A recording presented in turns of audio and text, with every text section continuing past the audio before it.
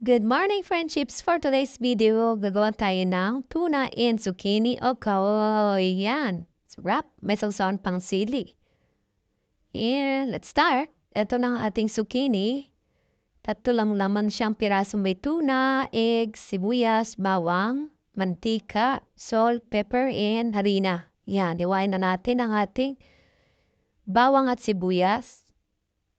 Ganito lang ang pagkahiwa ko. And it's up to you kung gaano ang hiwang gusto nyo. Okay lang din. Di ba pag tayo nagluluto, kanya-kanya talagang hiwat, kanya-kanyang style ng pagluluto. Eto, grenade ko na yung grenade. Grated na ano ba tawag to? Ano natin sa cooked grate. Grated natin. Grate. Basta yun. Anayin natin. Ikukudkudin natin ating zucchini. And okay na.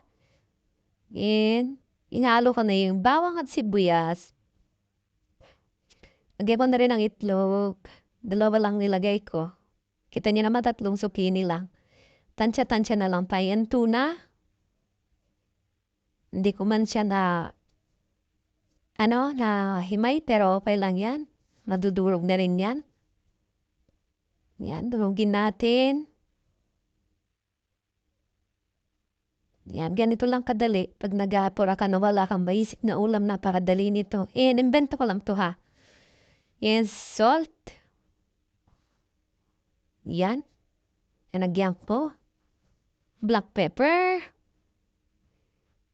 Yan. Haluin ng haluin. Siyempre, para mahalo yung itlog. At flour. 1 kutsara. 2. 3. 3 lang. Patitingnan natin mamaya kung kailangan pa. Depende. Pero okay na yung 3. And yan na. Magpainit na tayo ng mantika. O di ba bilis? Ganyan lang kadali. Ang gulay ay pwede nating ilutong okay, di ba? Kahit anong gulay, pag haluin mo lang, lalagyan ng itlog at kung ano-ano. O hipon or isda, pwede rin yan. Yan. Prituhin na, kailangan mainit ang ating mantika para hindi siya hindi siya yung magiway-walay. O yan. Di ba ang ganda? Dali lang. Tas mura lang yan. Hindi siya, di ba, madaling hanapin. Yung ating ingredients in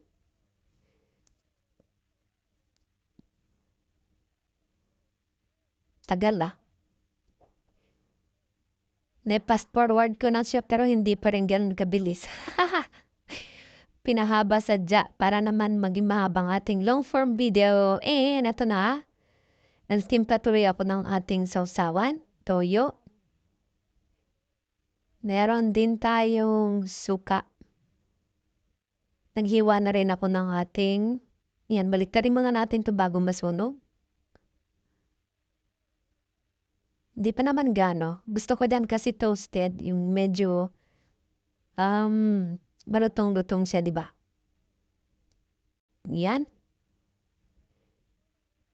Malapit-lapit na ang ating ulam.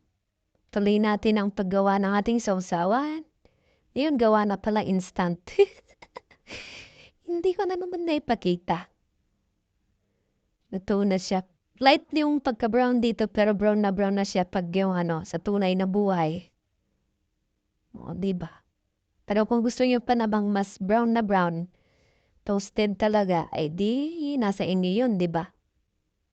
Tikman natin. Sarap. Masarap ang ating imbento. Yan. Tikim lang, nagutom na. Sarap nga naman.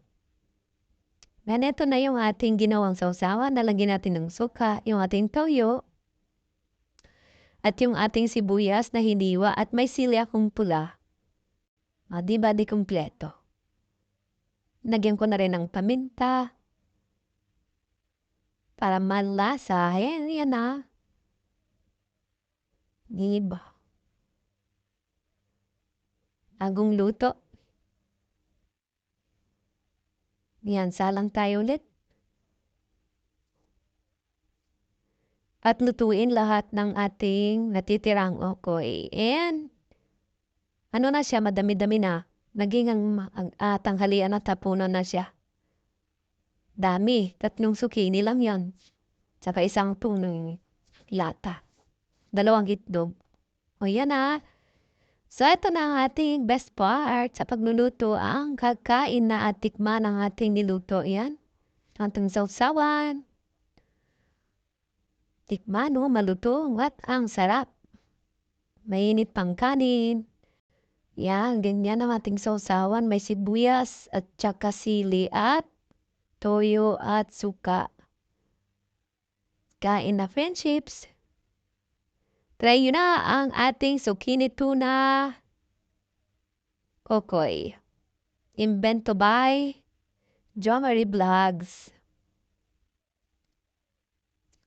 And thank you for watching. See you next videos. Bye-bye, love, and God bless. Yeah. Kain na. Sarap. In fairness, ang sarap niya. Promise. Kain na. Naubos ko na. Mainit pa yung kanin.